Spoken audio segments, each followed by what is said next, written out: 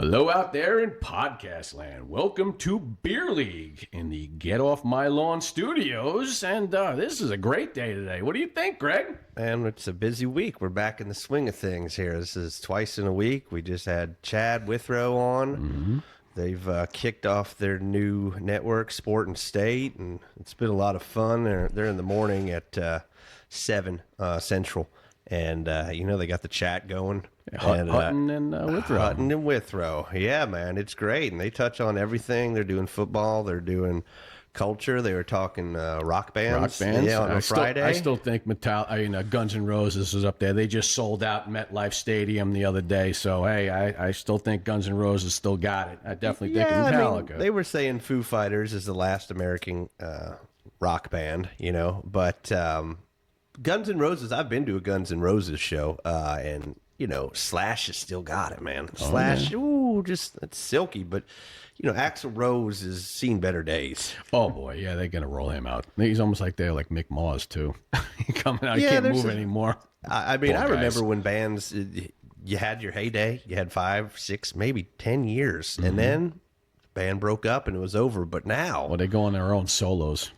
They just keep going forever until they die on stage. Hey, man. They're making money. Let them keep going. People still buy. I mean, listen, they're selling out. Let them have fun. It's changed the business, and people like you like to go see Motley Crue and Skid Row and Striper. I love Striper. Oh my gosh, yeah, it's just going to go on forever here. So that was a fun time, and we got these sponsors we're talking with and everything, and so there's a lot of exciting things going on, man. We got a lot in the pipeline right now. We got some really cool stuff. But I know, hey, listen, you drove the first time with hockey. Hockey's opened up. You did your first carpool. How did that go? Well, there was only 2 this time because you guys were playing football. Yeah. These hockey players are skipping practice for football, but at least you won. Yeah, they won 40-6. Yeah, a little Freedom Middle School. Let's go, boys. There you go, Sam. Good job, Coach Ridley. Yeah, good job. It's back. Football is back. We just saw Brentwood take on Baylor last night, and that DGG kid. Whoa, man, he's going to UT, right? He is. Yeah, they say he's committed to UT. He needs to strap his helmet on, though. His helmet came off 6 times, and one time he kept running. I was like, oh my god, We've got some good pictures. You see that the deke? He just broke a kid's ankle. Basically, came around, got tackled, and put his palm down and spun and kept going. Another 10 more. Man, and even said, they go, I hope this is on ESPN after. Well, it was on ESPN, but I hope they have a highlight reel of that because that was the awesome 20-yard run. That kid is good. It's going to be fun to watch Tennessee high school football, man. I know. It's the new college football. Exactly, because the pros kind of bore me now because that's stupid fantasy football. We're not getting into that. I'm not getting into that. I hate fantasy football. Just keep that to yourself. Most people like fantasy football, and they like being there for the draft, and they like pizza, and they like wings, and they like beer. Most people do that. Yeah, but then after, because then you call on your buddy and go, hey, I just had my fantasy. Oh, so did I. I have this guy at quarterback. I got this, my backup. No one cares. No one cares about your team. I don't care. Tell ChatGPT about your team, and y'all keep it to yourselves. Exactly. They'll enjoy it, though. I don't like it anymore because I hate rooting for my team. Then stop bringing it up, damn it. I have to. It's that season. It's that time of year. Because every time you look, you're like, hey, let's have fantasy draft here. And let's have fantasy draft. You get a free pitcher of beer on this one. You're like, all right, cool. That's pretty cool. Well, we're having ours tomorrow, and it's going to be awesome, and you're not invited this time. Thank you. No, I declined, so I quit. I didn't get fired. I quit. It's debatable. Yeah, I'll show you the text. I got documentation. I need a lawyer somewhere. I'm going to show him. I don't know. We'll see, man. You're going to be missing out when we do our weekly recap on a YouTube alternative channel. Yeah, it's smart. I don't want to see that. I don't care about your team. I hope you come in last place. Anyway, so let's get back. We're going off the rails here. We got a new guest here. It's a great guest. It's a friend of mine that I haven't seen him in a long time.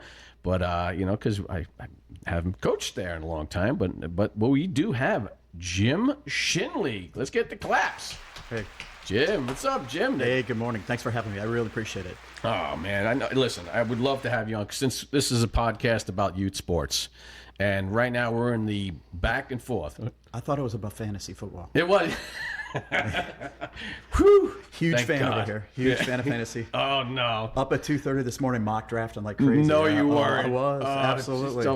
Don't tell. I'm congratulations, but don't tell me a team. I don't want to know it.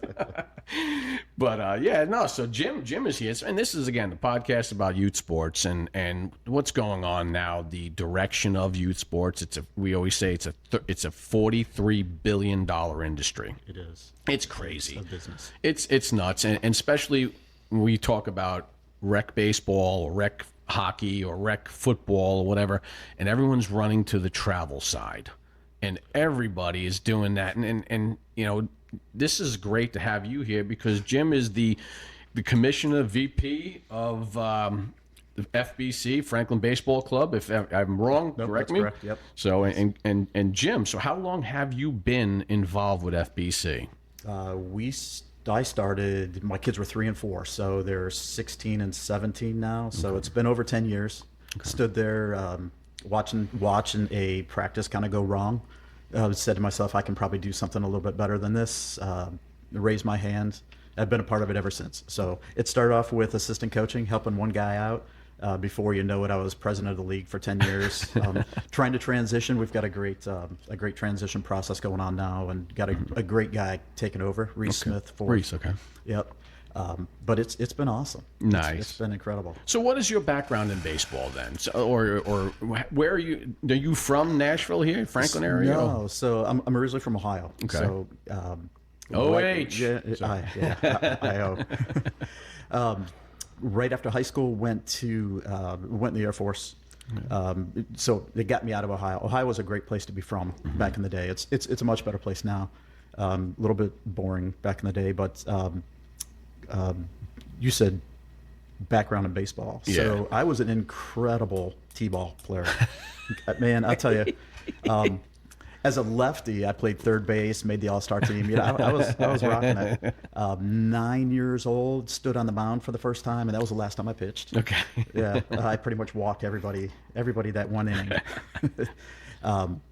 But fell back in love with beer league when I was in the Air Force, and played a lot of beer league softball. When I had kids, obviously they were interested and jumped into it, and have been with it ever since. So you kind of learn on the fly. I learned a lot more after playing than I did when I was actually playing. So I always say too, you know, like your background is basically, you know, little league, everything, Yeah. and I've known you for a while, and I've also known a lot of people that known you for a while, and they said nothing but outstanding things about you as a coach. it's amazing how far $5 goes, Yeah, right? exactly. Shoot somebody a $5. And, Oh man, well, No, I listen, appreciate I've been, that. Thank I've you. been shelling 20s out, so I don't know. yeah. But no, they have said, they said you were an outstanding coach, an absolutely outstanding person. And I used to always say, I don't care if Mickey Mouse is coaching my kid, as long as my kid relates to Mickey Mouse and they become a better player than they were before, then that's, to me, that was it. So it doesn't matter. Coaching matters. Correct. 100%. Yeah. And that's what's great. I actually had a friend of mine that said, that's just been raving about you. He says you are a true great leader, great president, and you did so much for the league, and your dedication to the league, and the stuff behind the scenes that no one has seen, and it's not seen. And he wanted to commend you on it. You know what you deal with the league, the parks, the umpires, and the rec kids. I appreciate that. Yeah, no. I didn't know you were friends with my wife, but that's good. That's good to hear. Well, I got to tell you, he's been my mentor of baseball coaching, is Terry Mazarek. Oh, no kidding. Terry. Terry was one. Dude. He's Yeah. an outstanding man, and literally, I was just texting with him earlier. Nice. And he's like, "Oh yeah, you just let him know that." So I just want to that out there in podcast land, and everyone's listening to this. We have a great man right here, guys. So Other than his Indiana background, yeah, he's a great dude. So, I know, but he's a Hoosier though. He went to all of those games when they went in the playoffs. Yeah, So I'm sure he did. so all right. So you moved here. When did you move here? Oh, so I used to work for Tractor Supply. I was in the very lucrative business of retail, and they transferred me here before the big rush started. Okay. So we've been here for 14 years now. Okay. We came out of the Northeast Connecticut area. My wife's from New York, so All right. There you go. Good claps on that. Get some I claps. figured you were like that. Hey, how you doing? Yeah. But yeah, we moved here immediately upon moving on to our little cul-de-sac. Had a conversation with a great dude named Corey Clark, and he laid down the entire trajectory for a 3 and a 4-year-old and how they have to get into college. Okay. And it started with you've got to be on the majors league in the 7 and 8s as a 7 and 8-year-old, and I thought to myself, well, that's pretty early plan, but that goes to kind of what you're talking about with youth sports and how important it is to, or how important people think it is to get on the right team with the right coach in the right league. And if you miss out on one opportunity, man, you're done. And that's obviously, as you know, that's not 100% true. So Yeah, we see it in hockey. We see it, and I see it in baseball a lot. It's there's a lot. So I mean, and it's funny you just mentioned something about majors at 7U. Yeah, to me, dude, now it goes to 6. We have 6U majors now. It's by God, if you miss out on that, the emails must go flying to you. unbelievable. Huh? It's my unbelievable, and it's just something. So I've been coaching with the league. So I mean, the kids were 3 and 4 when I started. They are one's high school and travel now, but the other one I coach at 18U, and the 18-year-old fields are directly across from the 7 and 8-year-olds. And my wife was standing there watching the game last fall, last spring, and she's like, turning around looking at the little kids, and she's like, I can't believe how crazy it was when we were down in 7 and 8-year-olds, and how little they are now, and how just silly it seems, because they're just little kids trying to have fun. They're all going to get better. Yeah. I mean, no growth spurts have happened yet. There's not one scout down there that we noticed. You never know. But oh my God, it's nuts. But it's a wonderful nuts. But it's fantastic for the kids. But the parents are something. Yeah. They're awesome. I love them. Do you think they get better over time? Like, I know there's a crazy mid part where you're 13, 14, but by the time they are 18, do you think they've chilled out, or are you still seeing craziness like you might see at an 8 and 9-year-old game? So the crazy begins early. So like at 6. Well, I had one at 4. Not the other day. Just recently, I had one at 4. And I'm like, oh my gosh, you got to be kidding. But at about 6, they start to get crazy, and then at 7 and 8, like they peak out. And it's not only the parents, but especially the grandpas. Man, if there's a granddad anywhere in the stands, you could guarantee he's going to either pipe up or he's going to come on the field or. Oh my! I know that one on the field. I know all about that one. I was at that game. We won. Yeah. Oh, the one. I can probably give you a lot more than one. Yeah. We'll get to that. I want to know more about those things. Yeah. But no, it's huge. And then at about 9, it starts to settle down a little bit, and then at about high school, it picks back up. Middle school ball is a little bit. I mean, there's some of it starts to ramp up a little bit. Parents seem like they need to be involved a lot. They're getting desperate. Yeah. The middle school. Yeah. My experience as a freshman, my kid being a freshman playing high school ball, it seemed pretty calm. It's like all the parents had to stay out of it. Is that me? I don't know. That's me. I'm sorry. I'm unprofessional today. I just make sure it wasn't your guest. Exactly. That'd be embarrassing. So I felt like at high school it started to settle down a lot, and parents are just sitting back doing their job, mainly because they're teenagers and they don't want to be embarrassed. They don't by want their to. parents. They're not going to listen. No, They're going to do the opposite. no. Yeah. Whatever you yell. But my kid's a junior now, and I'm starting to find out there was a lot of stuff behind the scenes that I was not aware of. So the parents never get out of it. No. Yeah. No, they don't. and they need to. Yes. I mean, they got to back out. They got to let the kid be a kid. I mean, if they truly want to go and play somewhere, you're not going to go to college and go and advocate for your kid to the coach. I mean, There seems to be a divide where some people think that you have to advocate for your kid because the machine will leave them behind if you don't. I'm of the opinion of I'm not emailing the coach about anything except thanks for a good season or whatever. Like I just don't want to interfere, and I guess you can interfere to a certain extent. And if you have a coach that wants to be liked or whatever, they may respond. But yeah, there seems to be two different camps where some people think you have to advocate, and others think that just let let them learn the lessons of sports. That's why we're doing this. What do you find as far as a commissioner when things kind of bubble up and stuff? Is there ever a situation where you think that the advocating is necessary or actually helps? Can't think of one. I'm sure there are some. Usually, though, they're kids. Usually they want to be there. You could definitely tell the ones that they're there because mom or dad wants them to be there. And you let them go out and have fun and get as many reps as possible. At this, and because it's rec at our age, we have to placate the parents quite a bit. Yeah, rec's a little different than rec's a little different. If the coach can't handle it, it goes to the commissioner. If the commissioner can't handle it, it goes to the senior commissioner. If they can't handle it, then it comes to me. A lot of times they skip that chain and come straight to me. And I'll tell you what, through the years, I have picked up a bunch of players who have been kind of shunned aside or not treated as well from other coaches, and they're fantastic kids, and we ended up winning a couple championships in the rec league because they got to play and they liked it.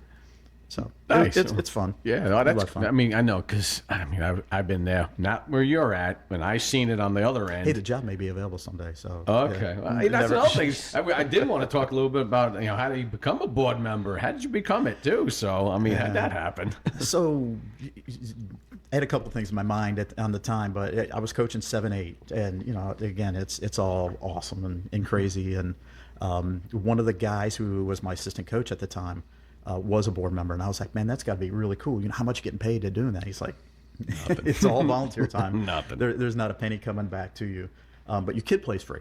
So really? over the years, All right. a couple $100 a season, that over two Okay. kids, That 10 compounds. years, Yeah. absolutely. Yeah. So that added up a little, but I raised my hand, and he's like, we're looking for somebody. So getting somebody to volunteer is back. It's easier now. Is it really? Oh man, we're busting. The doors are busting with Really? volunteers. Yes. Okay, We're good. very fortunate. Franklin Baseball Club's got some fantastic parents.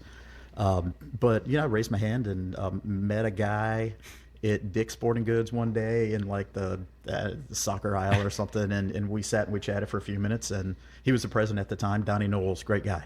And he was like, yeah, come on board. Let's, we could use somebody like you. And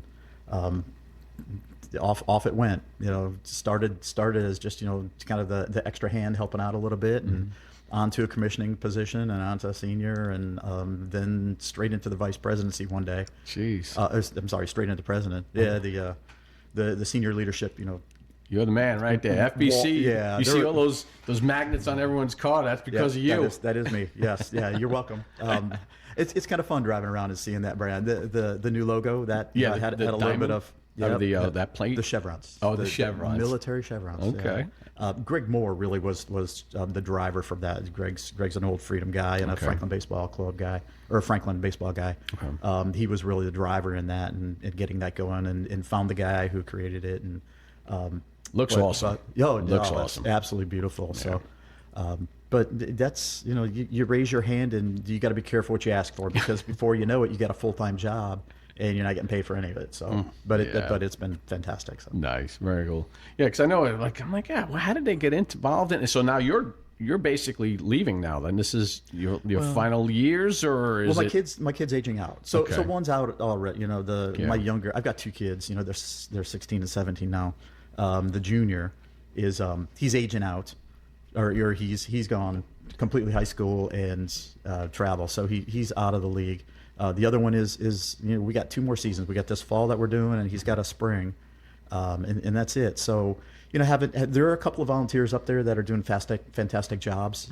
They don't have any kids in the league, and I will probably be one of those next year. We'll see if they still have me. Yeah, they will. But come on. Well, there's a lot of really good dudes up there that are doing some really good work. So. If they'll still have me, I'll hang out for a little bit. But yeah, it's time to transition. I've been there for a few years, and probably longer than I should have been. But the new crop coming in's got some great ideas. So Nice. Well, I know you mentioned a little bit about travel. Your son went to travel now. Yeah. Rec right now. We talk about this on the show a lot about rec opposed to travel. Do you see, a decline right now in rec? And if you are, what ages are you starting to see that decline? And, what are some of your beliefs. Again, I already know what I feel, what's happening, but what do you honestly believe what's happening during this time, this transition of everything, of travel, rec, and whatever? Well, I can quote you some numbers. So I believe what I've heard is baseball as a whole is starting to die off a little bit. If you go Middle Tennessee, a lot of the leagues are starting to die off a little bit. Franklin Baseball Club, however, we have grown tremendously over the past couple of years. When I came in, took over the presidency, we had about 800 kids per season in 15 fields. So I mean, we were kind of full, but we weren't completely chock full. We're running 1,300 kids now. Wow. We are sold out, packed full in every age from 4 all the way to 18. Wow. We might be able to squeeze one more 18 or maybe 2 onto the fields, but it's hard. We are from 6 through 12. The fields are chock full. Yeah. I mean, we can't squeeze another team, and we probably have another 200 kids sitting on the wait list, and it's a wonderful problem. Yeah. But it's still a problem. Now, there's always talk, I guess, and that's great. I'm happy to hear that. Just so the growth of baseball is still in this area. Yeah. Do you also think the growth in this area has kind of contributed to those numbers too? Definitely. Yeah. So that's what I think so too. But I also see a lot more travel teams happening. Oh, that's a business. I mean, yeah. when back in the day, 5-10 years ago, we were talking 2 or 3 organizations that had good travel teams, and maybe a handful of others that were just out there competing. But today, it's crazy. Yeah. Everybody's got a travel team or 5. Yeah. There's a Mavericks group out there. It's got like 7 teams deep or something. It's the Redbirds got like 4 or 5 teams, and sitting at each age group. Absolutely, it is a moneymaker. It is a moneymaker. 100%. And the word's out there that if your kid's not on a travel team, they've got 0 shot of going on the middle school team or the high school team. My kids, one is mainly a golfer now, but as they came up, they both went to middle school. One was a travel ball player, one was a rec ball player. They both started as varsity as 6th graders. So, wow. It's possible. There's no set rhyme or reason. Good kids can be good kids, and they can get excellent reps at the rec ball. They can get excellent reps at travel as well. Yeah. Well, I think it all boils down to a coach. It really does. You can have a 100%. Great coach in rec ball, and you have a turd coach at travel just who wants to collect a check now. Yeah. And I think that's to me what it all comes down to. Yeah. The coach and how he sets his programs up. You nailed it. Reps. Yeah. How's a kid going to get better? Reps. Shoot a puck 1,000 times. Is that one? What is that? 1,000 app? What was yours? 10,000 shots. How to hockey, right? Yeah, how to hockey. 10,000 shots. Jeremy knows. I mean, but in baseball, listen. If your kid's not swinging a baseball bat by himself, you know where he wants to go. Hey, listen, it's okay. Your kid will tell you what he wants to do without telling you he wants to do it. Yep. And I think also too when you run a practice too, time. You're on a allotted time of 2 hours in your practices, and you have to keep everything in that 2 hour to get those kids better every single day. And then, man, you better be planned out too, because you have 5 minutes in that 2 hours. I mean, that's wasted time. It's wasted reps. Parents all of a sudden aren't happy with you, and and then the kids are hearing it from the parents, and then they don't get happy. Yeah. So Well, I know I used to get made fun of by Zach on our show one time before. Zach Hauser, he calls me Mr. Buckets. Gotta have my buckets, and Zach's a good dude. I love Zach. And we're. I'm all about buckets. If anyone has any extra buckets out there, I'll take them. My wife hates them, but I have buckets everywhere. I got to keep them in. Every place out in the field has a bucket just for those it. Buckets are like $28 with the lid. Oh, they really? Oh my gosh, yeah. And you find lids everywhere, don't you? Because I'm missing half of them. Yeah, I'm missing half of the bucket lids. But those are great. Those are great buckets. I see them all the time. I'm like, oh, that's great. Can I have that bucket? So if anybody ever wants to know why the price of baseball is so expensive, it's because of the buckets, and they keep disappearing to this guy's house. So that's why. Well, baseball's got real expensive too. I was wondering, like the travel teams. There's so many, right? There's so many different ways you can go. But what are you paying for a travel team these days? Like, what's the league fee? What does a parent pay for their kid to be? Just for the fee, not the bats and the drip and the batting lessons and the hitting lessons. So catching lessons? It varies a little, but I'm going to say probably on average, you're talking $4,000 to just be on the team. That doesn't include jerseys. It doesn't include any of the equipment. And you've got to have 3 or 4 bats that are all $350, $399. You got to have a glove per position. So if your kid is like, he can play infield, outfield, and pitch, you got to have 3 gloves. And if he's the ones that catch you got to have the gear. You got to have the gear. And you have to have the bigger backpack because that's $250 right there. That does not include hotel time because a good travel team's always on the road doing something. So I mean, you're talking a lot. And the season goes from what, like June to October, or you start in January? You start inside. Depends what age. Yeah, so the season technically starts in July. So at the beginning of a season, kids will age up to the next age group. It starts in July. It'll go to probably the end of November, somewhere in November, maybe just Halloween time. Take a month or 2 off, and then come back in February, and then go February to June. So yeah, and that's all one season. Then they try out again in July for the whole next year. So you don't have any plans. Sort of like hockey. Hockey tryouts are in April for the whole next year. Baseball is the same way. Your tryouts are in July. And you have that team the whole next year. And it's like, I can't even, I don't know what I'm doing tomorrow, let alone the whole next year if we want to go on vacation or something like that. And that's it. Vacations are where your kid's playing. So you better have a good tournament schedule. And if you want to go to the beach, you better be playing at the beach. So a good friend of mine told me, just as my kid was going out of high school, he's like, hey, I know you just got back from vacation. I hope you enjoyed it. That's the last one you get until they're out of school. So. And he is, my gosh, he is 100%. Unless it's Myrtle Beach or Destin, when all those tournaments in Florida and everything, and Hoover, Alabama. Yeah, well, a lot of guys go. They go, hey, you know what? Where do you want to go? And this year, because we ended up playing Destin, our tournament, it was a beach lake. Okay, great. And I go, well, what about Branson, Missouri? He goes, no. Nobody wants to go to Branson, Missouri. I'm like, well, what about, you got Myrtle Beach. That's nice. You go, that's just too far. At least Destin's right down the block. He's, a 6-hour drive, 7-hour drive or something. But it was nice. But, yeah, it is expensive. And, you throw on top of hitting lessons, pitching lessons, catching lessons. Yeah, because none of that comes with lessons. Coaches are on there to get the teams together and work together, but they're not going to teach you pitching. They're not going to teach you, unless you got a really good catcher, coach that may help, but or a nice guy like Seth that does his catching camp. So my catching camps for free, absolutely. Yeah, I'm all about catching camps for free, and that's one big thing I've always said. I know people have told me, "Oh, you should charge." Why? So I'm amazed you used Seth and nice guy in the same sentence there. Yeah, so let me go back. Imagine what $5 will get you, huh? He's the nicest Yankee that I know, right? But so it's also too during this time, I love the experience that we had at FBC. It was the best time, greatest thing that we've ever done. I mean, I can't commend you enough how great that whole program is. You guys do a super job of the All-Star game. I mean, they do an All-Star game. It's great. They bring the fire department out. They have the big American flag. They announce teams, announce players, and every kid's out there, and parents run out, take pictures. It is such a great atmosphere, and I want to commend you on that. That is beautiful. You also do a home run hitting contest, and that's really cool. You got the kids come out there. They're like, yeah, they're going to hit home runs, but they do it on smaller fields and everything, and it's a great thing, and I love it. And Greg's putting up the website right there for everyone to know. There you go. Then you guys, what's honestly the coolest thing I've always loved is the assessments and draft. There's your fantasy baseball right there.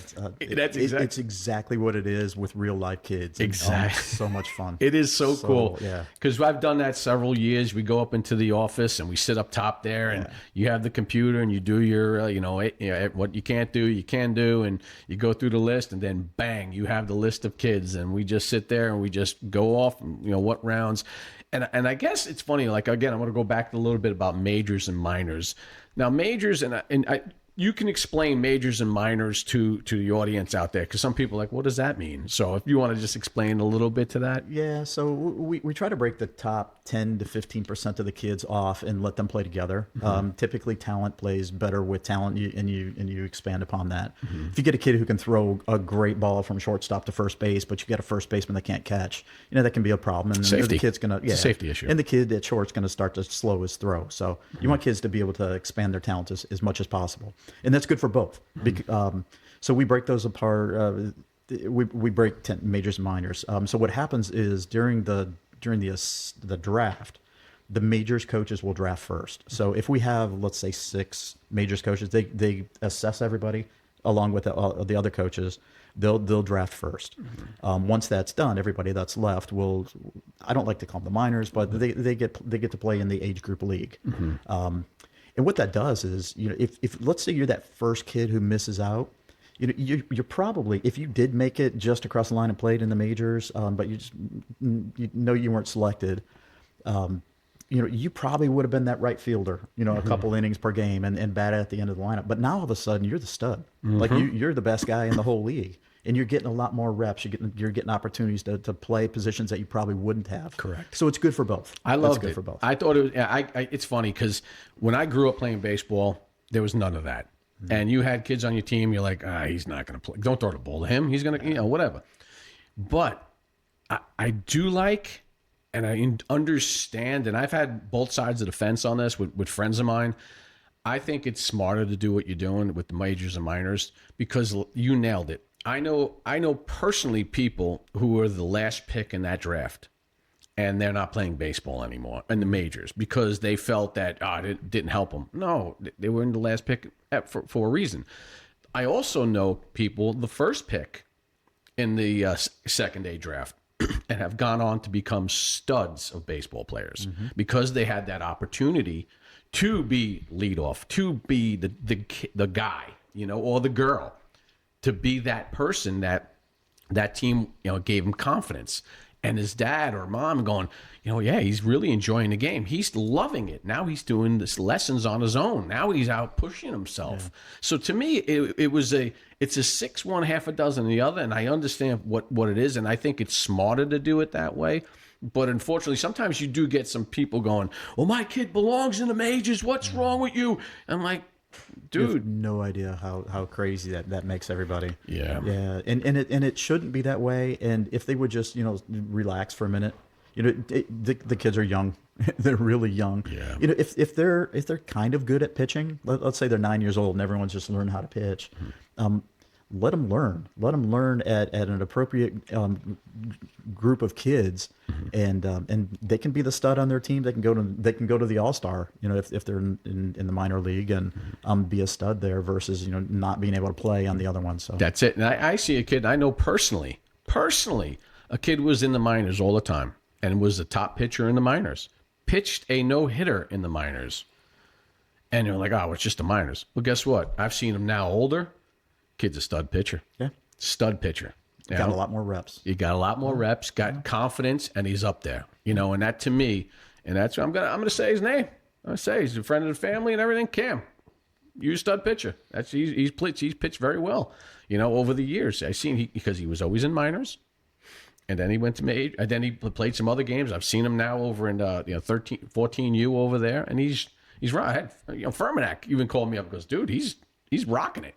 I'm like, well, that's where the development comes in. That's so overlooked in some of these higher end elite situations. But how do you try to focus on actually developing the kids at all levels in rec? Because I think that's what we're hoping to find the formula for the development in this crazy environment of a business that makes so much money. From your position as the top dog, what are you telling your people about making sure everybody gets a chance to get those reps or get developed? So Seth mentioned it early. It's coaches. You got to have a good coach. You got to have somebody that cares. Somebody that's going to put a little bit of time into it. Like I said earlier, we're blessed. We've got attendance in our league is really strong, and what comes with that is a coach for almost every single team. Rarely ever do we have to ever go out and search. Occasionally we do, but we've got people lined up that just want to spend time and have fun and teach the kids. It's funny when my kids got to 9 and pitch became a thing. I was like, all right, it's time for me to step back from being a head coach. I'm going to be just an assistant because I don't know how to teach a kid how to pitch. So I got paired up with this guy, and like day one, he's like, "You're my pitching coach." I'm like, "Oh, okay." Boy. So this is gonna be fun. So you learn quick. You learn as many different ways and opportunities as you can. You study up, and you watch TV, and you do everything that you can, and then you go through it with the kids. And the league offers enough practice time where you can get basics down, and then the reps through the season come, and they pick it up pretty good. If they want to be a good player, they're going to find a way to make that practice, and you just kind of set the course and put them in the right direction, and they start to go. So, but the coaches. So when a lot of the times people are a little bit afraid to step up and try to teach somebody things like this as a good coach, because they don't have the basic tools or whatnot. But there's enough free tools out there that the league has available to us. We put them down. We put them in front of the coaching volunteers, and they take those and run. And if there are still opportunities, we've got enough guys on the board or other coaches that have stepped up and have been mentor coaches, or stepped in as a catcher coach or as a pitcher coach, and come and try to help. And what out are with the that, key things you look for in a good coach? What are the top 3 things when you got a whole bunch of people you can choose from? You got a good culture. What are the top 3 things you want out of a coach? So you're looking for somebody that can relate to the kids first off. If you're, and we have had these. We have had like ex-pros come in, or the area's loaded with them. So we are blessed with that as well. But some of them can't relate to kids. No. And although they were fantastic in their position, they show up out there, and the kids are just like, I have no idea what this guy's talking about, or why is he yelling at me, or they don't relate well. So have a good message. You've got to know a little bit about what you're talking about. You can't go out and teach kids to pitch if you don't know how to teach a kid to pitch, if you don't know the basics.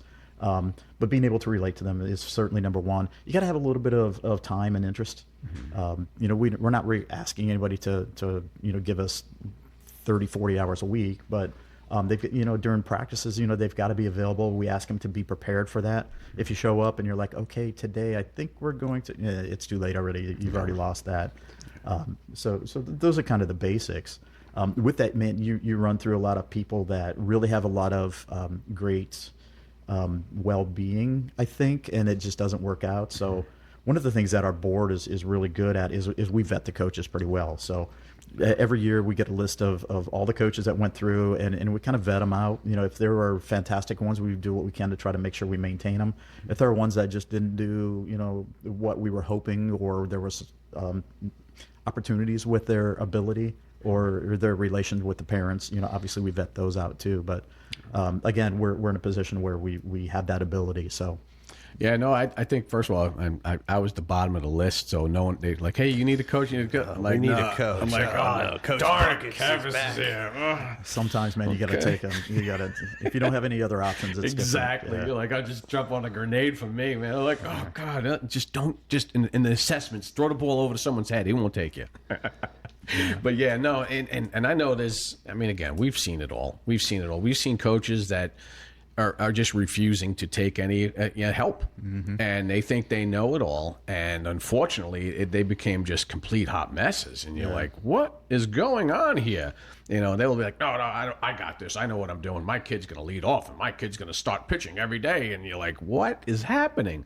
And you've seen that probably more than anybody of what's going, because you had every age group, and you're like, Coach Jansen over there is not really working out, and then Coach he starts. Kefis. You're right. Man, we got that phone call really quick. Exactly. He started.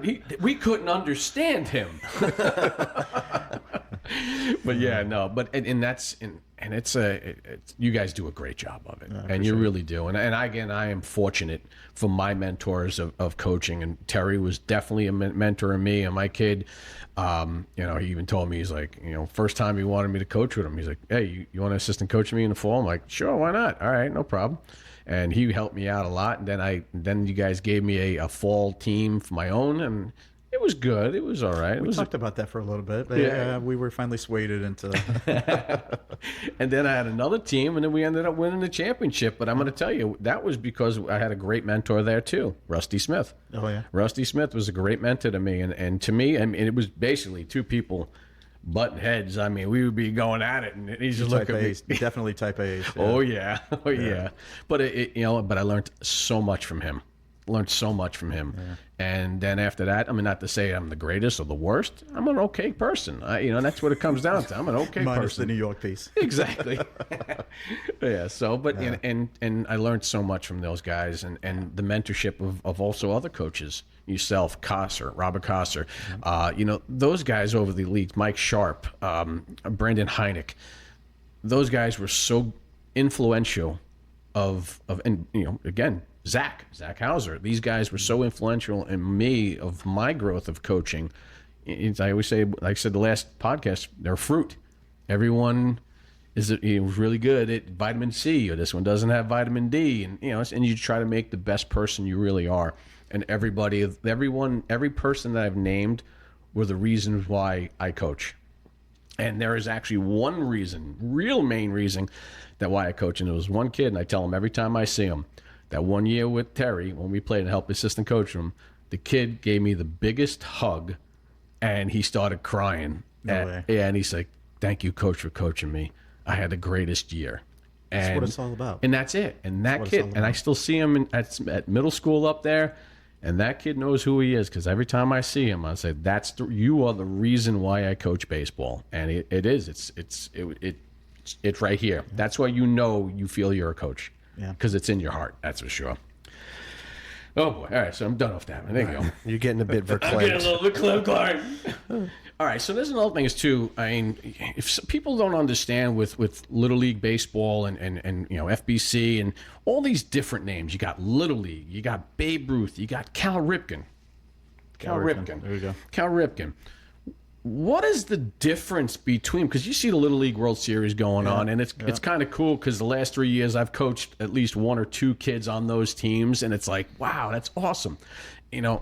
What is the difference between Little League and the Babe Ruth and the Cal Ripken? Because we did a change here about 2 years ago, correct?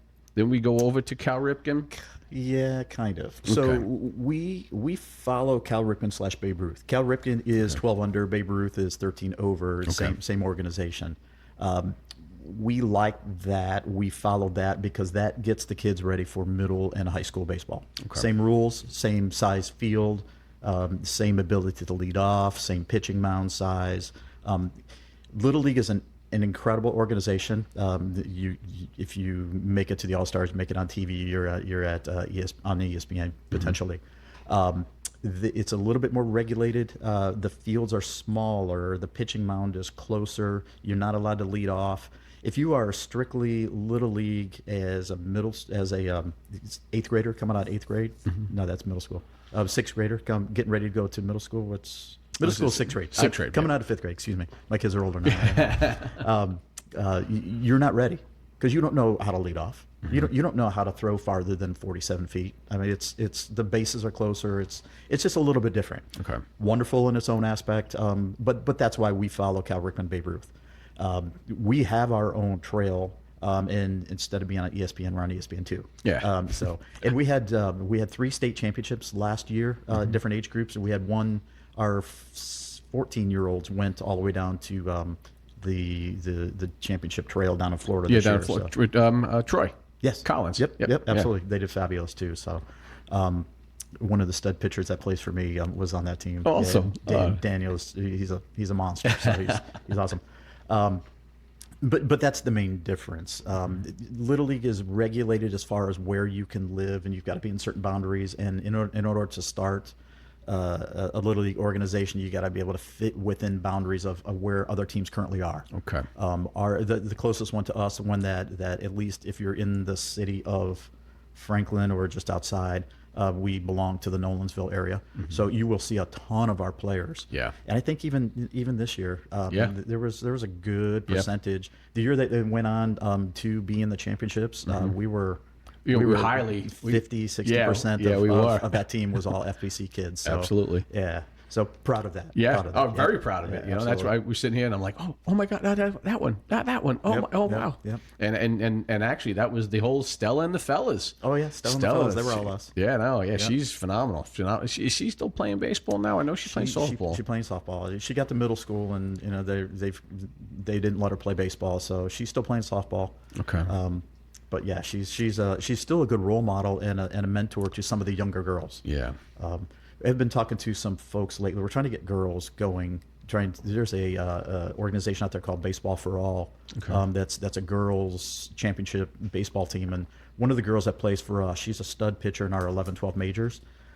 She was on a team. She got paired up with a team from South Texas because that was the closest available spot for her. She went down there and they came in third out of this national organization. So they play teams for Brazil and Australia and all over the United States. So I'm gonna have to get with you off camera on that one. Yeah. That's really cool. Yeah, absolutely. But in the future, FBC's been trying to grow a little bit. We started a challenger group. That was another thing where I wanted yeah. to talk about how great it is. So we're hoping to get this Baseball for All as part of us, or a slight offshoot. But having a girls team that can go, but that's why. And she will be basically the centerpiece of that thing then too, telling all the girls and bringing all the girls out and talking to them, say, listen, you can do. Well, look at that girl from what do you call it? Alabama, right? Alabama. Yeah. Oh boy, she mowed us nuts. down. She mowed down the Tennessee team, and she was just blowing everyone away. I'm like, oh boy. Yeah. And it was funny. So my son was talking to one of his buddies and goes, my son goes, dude, she's better than us. Oh yeah, no doubt. She's better than us. So it No was kind of doubt. funny about that. But yeah, can you elaborate a little bit with the Challengers Club? That's a very, I mean, just this how special FBC is. It's just really such a great organization. So elaborate. What's funny is just as I was getting ready to take the presidency role, a friend of mine came while we were sitting watching our sons play, and she's like, there's a need out there for this thing called a Challenger League, and that's kids with either physical or mental challenges to have their own baseball organization. And there was 2 teams out there. One was in, I think, Mount Juliet, and the other one was maybe a little further somewhere. And people were from this area were traveling to play baseball. And I was like, man, I don't know anything about it. I'm very fortunate I don't live in that world. But if you help me, I'll help you. And she paired me up with this young lady, and she's like, all we need is a place to play and uniforms. And I was like, we can give you a place to play and we can give you uniforms. That's not a problem. We just don't have the kids. She's like, I give you the kids. So like we came together and we got this whole thing set up. Before we knew it, we had 6 teams, chock full teams of Challenger League players that were playing with us every single week, and it's grown. They spun off 2 separate two leagues outside of us, and we still have 6 teams playing with us. So it's been a phenomenal piece. And if anybody has ever had an opportunity to go out and see that, it is such a joy. They're always looking for volunteers because they take an extra team out there to pair up with the kids. But man, what a great thing! It was. We did that. I made sure my team. My house, I'm at my rec team one year. I said, guys, this is not negotiable. We will be doing this. And they were like, no one was like, absolutely. So my whole team went out there, because you had to have a certain age, and they were like, no, we'll let you guys do that. And we had our parents on the team. Parents on the team were out there. Our kids were out there. I still have these pictures from that day. It was so much fun. These kids were so great. I was pitching. I was throwing no, I wasn't throwing fastballs, but I was out there pitching for these kids, and it was just such an awesome time. Such a great time. Don't forget, guys, just take a picture. So, yeah. So, but it was such a great time to see the smiles on their faces. Oh, gosh. And then the parents had with smiles on their faces, and the kids, our kids, just realized this is what it's about. Giving back to the community. And it was so awesome. And I'm going to push that even more so with anybody out there, any organization, please join that. I mean, help out. It's such a great cause. And I can't commend you more. It's funny you say the first year you made it mandatory for your team. I was kind of the same way, but every year since they've made it mandatory for me that we always go back out there and help. Absolutely. And it's just, it's such a wonderful time for everybody. So at first you're kind of nervous, and then after that you're like, no way. I have a great picture. This kid's going like this. He's rubbing my head. I loved it. It was just so much fun, man. It was great. Oh boy. So all right. So would you give, I know you guys have done it, and I like the idea of what you're saying about it gets you prepared for middle school baseball and to grow. Did you lose at that age group when everyone wants to go, everyone wants to be on TV. Everyone saw the Little League World Series, and did you lose a lot of players to the Little League during that time? And then you go, all right, well, we're going to see a down click on some of the better players, and then we're going to kick it back up. Or have you seen that? Not necessarily. Okay. So the league is really big, really fat down at the younger ages, Yeah. especially 7-8. 7-8. I mean, we've got 240 kids for just a half a season. Wow. That come, and then another something will come back in the fall. At 9, it used to thin out a little, but then as we saw that there's a little bit of a thin out, but we went back and we actually correlated to COVID. So the COVID group kind of was thin as it went through, but we have more 9 and 10 and 11, 12s than almost anybody. That is chock full. Then it started to, we saw in the past that once they got to 13, they got to the big field. At that age, they're either playing middle school or they're playing high school, and they're into it or they're not. We saw it start to thin out. Okay. Now I say that, but we have a commissioner that runs that now, Rich Cloys, is done just a phenomenal job. He has grown that from literally 1.5 teams when I first took over. He's got like 20 teams of kids that are up playing on the high school field from 13 to 18. Wow. It's amazing. But so realistically, it's about putting out a good product. And I hate to equate it to a business, but if we run it like a business and depend upon our customer, we got to give them a good product. Yeah. And if we don't have a good coach and a good organization, and it doesn't equate well. And we see that with some of the other leagues out there nearby, and it's really benefited us from a population point. But so yes and no. Okay. When it thins out, there's usually a reason that doesn't necessarily equate to the kids are just Or the travel and travel starts kicking in, and then like you say, the faux pas or the fictitious words of, hey, well, your kid doesn't play travel ball, your kid plays rec ball. I'm not going to pick him. I'm going to pick the travel ball kid. And again, it's not true. It's not true. I've seen it firsthand. You're talking at the Little League over. Yeah. So the population of Franklin kids that are over there are a lot of our travel kids. Yeah. We do have some of the rec. But usually the rec kids stay home and they're playing here. Yeah. Well, I want to also add to that too, and it's the summer team that you guys put. Well, first of all, you put a summer league out, and that's a great thing. But I know the summer, so now I'm wearing this jersey here because of you, and it's the. Is that a state championship team right there? It was actually no, it wasn't. Maybe it was. No, we were good. All about the coach. Exactly. Yeah, it's not about me. It's about the kid. I actually have a great video of one of my kids during a rain delay that was dancing on second base. I'm like, go back out there and dance, and he was dancing away with a rain delay, and that's what it's about. And I have also a video of the kids doing what do you call it? Doing the chicken dance. Yeah, I made everyone doing a chicken dance. I mean, that's fun. The kids had a ball doing that. But and I want to say thank you for even letting me coach these teams. The last, I think it was two years in a row. 3, no, more than that. 4 years in a row I've coached. I coached with Heineck and I coached with Sharp, and then I coached with Dan and Terry, and then I coached with Clemmer, and and it was just such a great time doing it. And 4 years in a row, and I'm like, okay, but I did notice from the 3rd to the 4th year, a lot of kids left.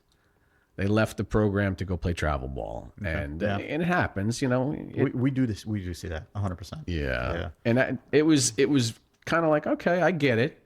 But you know what? Someone else is going to take your spot. See, so the way we look at it is that's a success. We brought a kid in, we taught them the basics. They got a lot of reps. They played at some good baseball. They had a good time, good enough that they wanted to go and try the travel world. And man, there's nothing wrong with that. No. How do parents know when their kid's ready for that? Oh, they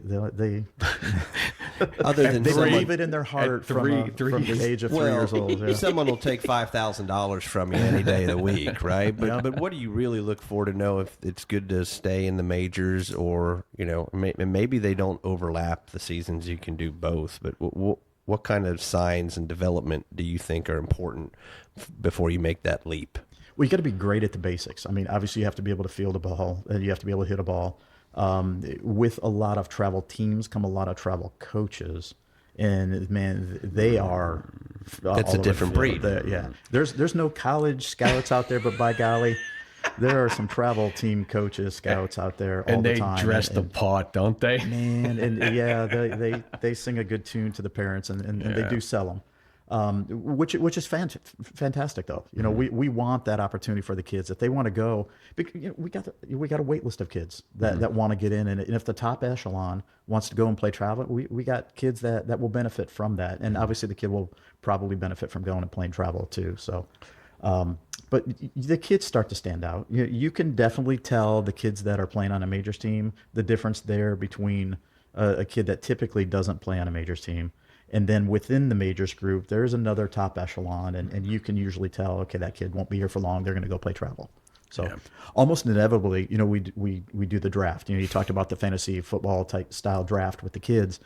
Man, whoever gets that first pick, you're going to get a stud, but man, you got to be really careful. You're going to gamble on whether or not they're going to stick around. Or if they play travel too. Well, that's or if another they one. don't. Oh yeah, travel tryouts are like the week after we do our tryouts. So man, I just got the stud of the league. You're all excited. You go in, and then you get the email. Oh, my kid just made a travel team. So now you lost. You got the first pick, and you just lost the best player. That has happened. That has happened. It happens every year. Every year. I know there was one big one in the fall one year, and they like, no, he's gone. I'm like, oh man, dude, what are you talking about? Yeah. Talk about that draft. I've seen you make like color binders, and you've got laminated sheets, man. Like, take us through what this draft room is like. I do. It's a great time. I mean, it is a great time because first of all, you get to see who everybody is. You know. And that's how I got to meet Jim here, you know, just on that type of level. Because I always showed up early, and we'd always talk a little bit before everyone got there. And I always have my one seat right in the corner in the back left. That was my spot. And then I was like, I had to get it. It's my superstition. The draft is so you get some people in there, and you get some people then in there that, you know, that have no clue what the hell they're doing. Hey, it was, and everybody gets to pick somebody that was already picked. It's just, oh my gosh, that drives me crazy. So you get this one, the guy he's talking about right now is the one lone single guy with like 30 pages of notes. And they're all colored up, maybe. Or pulls it out of his pocket. And pulls it up. And he kind of paid attention during the assessment. You've got, you know, potentially 200-300 kids going through assessment. So it's a long day. You got to really pay attention. The top kids stand out and the bottom kids stand out. And everybody in the middle kind of, they're all good, but you don't pay attention all the time. And so there's that guy, but right beside him is the trio of laptops. So you get these dudes coming in, and everyone's got their own laptop, and they're all synced up somewhere. And like, you know, they're all they're doing their stuff, you know. Okay, it's Seth, it's your team's turn, and they're all start clicking away, and then they get together and they whisper a little bit, and they come back and they're like, all right, we're gonna pick. And then inevitably there's the guy, like you said, that, all right, I'm gonna go with Joey. No, Joey was picked 2 rounds ago. Oh, I'm gonna go with Billy. No, I'm sorry, Billy just got picked the last pick. I'm gonna go. It's like, so, but what we learned from that is let's put it on the TV. So we, as somebody gets picked off the board, I put it up on the TV. It is really everybody cool. can kind of see what's going on. Another very interesting thing is they have a blind draft. That is the coolest thing, but yet it's not the coolest thing. Coolest thing, first of all, blind draft is all the kids who signed up to play the league and didn't show up to the assessments. So with that being said, they go into a blind draft. So you have a blind draft, and the people that don't show up, Jim will be like, okay, number 442, he wasn't here. Do we know him? And if people go, I have no idea who that kid is, automatically, because what he'll say is, does he belong in the majors? Like, is he a top baseball player? Is he in the top 10%, 15%? And if one person says no, he's not, and 7 people say yes, doesn't matter. He goes into the minor. He goes into the other draft. We can't draft him in the blind. So let's just say 15 kids don't show up. And during that, he'll say everyone's name, number, and name, and he go, oh yeah, no, we don't know him. And there's times that you don't know him. He just moved into the neighborhood, and the kid just smokes everybody. You're like, ooh, that's all right. We'll learn that next time. But we just had that in 11-12 minors in the spring. There was one of the best kids. He played in the minors, but he was incredible. Really? Yeah. So I got the backstory on that. So the origin of the blind draft, innovation necessity creates innovation. One of my buds was coaching against me back when we were 7 and 8. And he knew all the studs. Like, he had been coaching for a long time. He knew all the studs, and he told them, all of them, don't come. You don't need to come to tryouts. I know who you are. I'll get you picked. So all the coaches are sitting there and they're assessing all the kids. And my guy picks this kid, and I'm like, who's this? And he wasn't there. He goes through and picks all these kids that nobody knew that they weren't there. And man, he ran the table.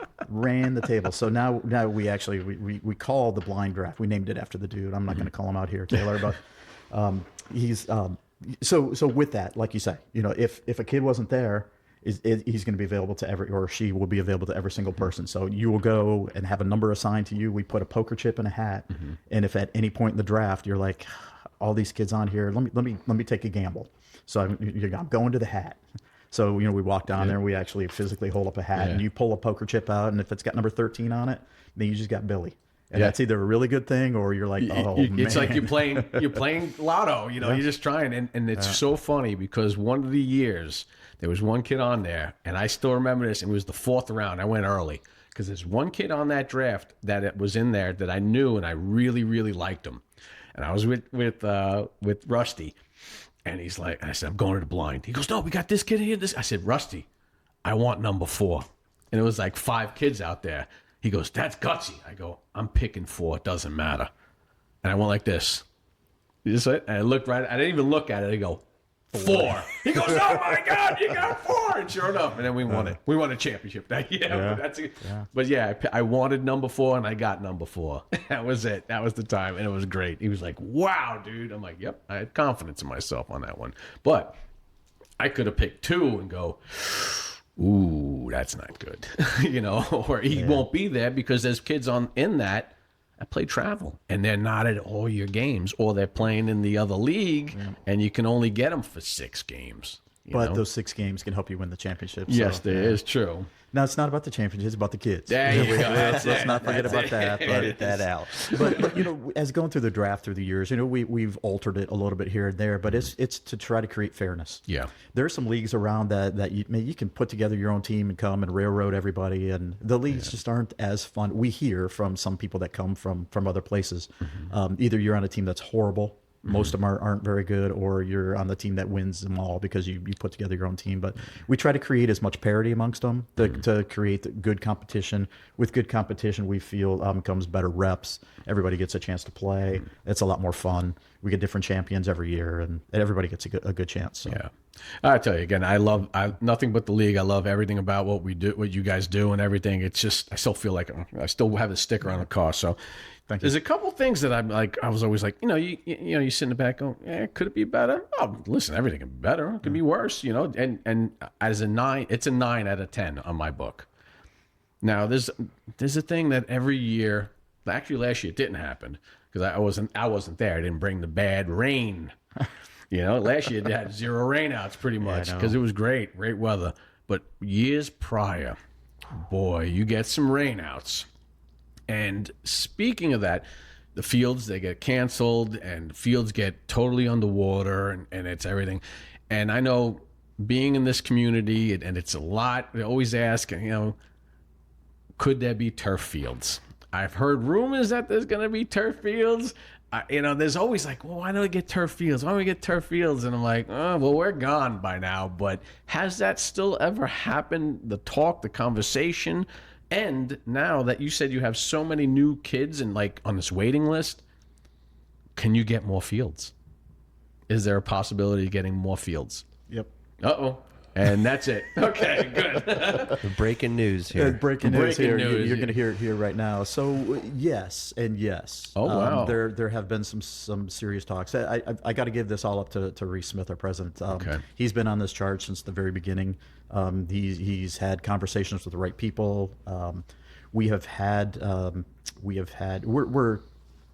so if you're not familiar, Franklin Baseball Club the fields are owned by the city. Mm-hmm. The city maintains them. We have a partnership with them in the fact that we lease the fields from them. Mm-hmm. So all the maintenance, all of that goes through the city, and they have a wonderful crew. Yeah. Really good people to work with. The relationship hasn't always been there. I think one of the things that I've been fortunate enough to do is been able to work with them and show them that we're going to be responsible and be a good partner, mm-hmm. And work it on that basis. And so things are very good. Reese has taken it to the next level in the fact that the negotiations are done. It's set. We are going to have turf on 4 fields starting in November. Yes. The league is paying a portion of it, and then there's been funding already set aside by the city. So Outstanding. so for the 9, 10, and 11 and 12-year-olds, fields 5, 6, 7, and 8 will all have infield turf going in right at the end of the city. So. Wow, that is Wait, absolutely. I'm not done. Oh, okay, okay. I'm no, sorry. no, More no. claps. You can have some more claps. For the 7 and 8-year-olds, we will also turf one of those fields as well. So those we have the biggest population of kids. Yeah. We only have 2 fields, and they always tend to rain out earliest. So we're gonna turf a complete field there. And it will have base plugs for like a high school infield. It'll probably go almost all the way out to the fence, but we will be able to, for tournament standpoint, be able to bring teams down and practice on fields 3 or 4, which are our 7 and 8-year-old fields. So it'll have an infield that's big enough for high school. That is awesome. Again, that's wow. And I know congratulations. Thank you. Sorry, I'm a little too late to the been a podcast. long time coming, for sure. I'm gonna have another kid. Tammy. We're gonna have to call time out here. Exactly. Yeah. But I know, and also one other thing, and I think there was always we talked about. I mean, it was mentioned out there. Canopies over the batting cages. Was there ever something that ever happened? Batting cages are a challenge. Yeah. So there's a new park going in on Carruthers. Oh, I really? think the city calls it the Pearl. Is that part of the big hockey rink? The down Banks? No, that's it's out all, on this the is all farm. square fields. Oh, okay. This is all square fields. So we're talking football, lacrosse, soccer. Oh, wow. When that happens, and that was supposed to be done like 7 or so years ago, but they ran into some trouble putting in the bridge, going across the swamp. But the fields construction has started finally. Wow. Once that goes in, there's not going to be a need for football or lacrosse where we are at Jim Warren Park, and that will open up a bunch more area for more baseball fields. So you asked earlier, will there be more fields? Yes, that's coming. Okay. I can't tell you the exact plan yet because they haven't told me, which I don't think it's 100% created yet. So, but the city's working diligently. We keep them abreast to the numbers of population in the league, where the biggest need is. But where we believe we're looking at like 2 more quads, so about 8 more fields coming in the near future. That's awesome. That's great. Yeah. So Wow, that's great. So good stuff. News. Yeah, that's Good stuff. breaking news. Breaking news right there. I don't know, but I know also too. You guys do a great job with social media too. we've got some good people that are really helping. Yeah, there's a young lady by the name of Kiki English that is just doing a phenomenal job for us. So back in the day, Aaron Haviland was our old guy who was love Aaron. Yeah, thanks for everything you did. He was a catcher. Right, he's a catcher. His son's a catcher. Oh, yeah, son's a catcher. He was a pitcher in college. Okay. Did a ton for the league. Did some really good stuff. He did an awesome job for an old guy with social media. And when he departed, this Adam English's wife Kiki has taken it over, and she's done a great job doing a lot of publicity for us. So taking it to the next level. That's what I love about you get new people that come in, and we got a baseline set. They maintain that and they take it to the next level. And it's fresh new awesome blood stuff. and everything, like new ideas, and instead of like it's my lawn, get off it. Instead of, hey, it's not your lawn so much, that's for sure. But and where can people follow you there? Frankly, fbcbaseball.org is our website. Pulling up right there, there's a Instagram. picture of Rusty on there. Rusty's on that picture. Just Actually, before. I think that's Robert Kosser and a Challenger kid. Oh, that was so, Casa? Yeah. I thought it looked like Rusty. Yeah, because he has Texas Ranger hat. Yeah, it was Casa. Yeah, definitely. So yeah, so now also too, FBC, you have a couple travel teams a part of this. You have yeah. So talk a little bit about that, the travel teams that you have, and what's the names of them, and how'd that go? Yeah, so a little bit of backstory here. We've been really good at the basics when it comes to rec. We've got a great rec program. It's chock full. We want to have a travel program that kind of ebbs off of this. We understand that our core value is really about the rec program. But there's definitely a customer, and we have the room for travel programs. So we are really good at travel programs up through the age of 12. Mm-hmm. When we get to 13, things start to spin out of control a little bit. At that point, it starts to get serious. Yeah. And moms and dads typically want their kids playing for big names. Yes. So we've done a ton of research and tried to bring a big name to us. Mm-hmm. And after interviewing, I want to say 7 or 8 different organizations. We settled with Showcase Baseball Academy, SBA, So SBA is a There it program is. Yeah.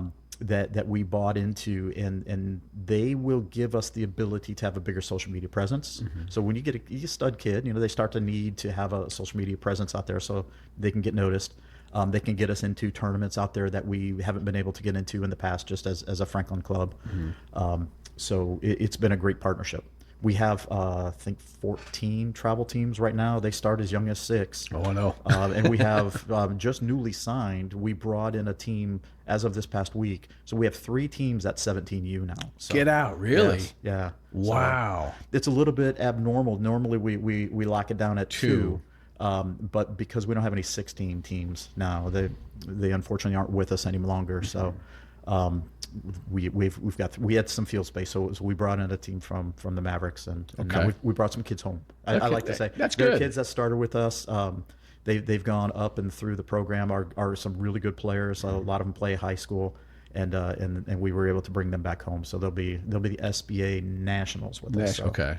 once at 12 and below, we try to stay with the historical theme of Franklin. So we go with bombers, we go with generals, we go with Cannons, battle. right? Cannons. Well, Cannons is gone now, right? Cannons is gone, yeah. Because I think my year we were the first battle team. Yes. We turned to battle. Yep. That was the new thing. We're going battle. that's Like, pretty cool. let's go with it. I like it. Yeah, so those are the 3 at 12 and under. At 13 and over, that's really where SBA really kicks in. We want to follow their national brand. So we've got nationals, we've got Scout, Scout, Yeah. Southeast Scout. We really are the base location for the Southeast.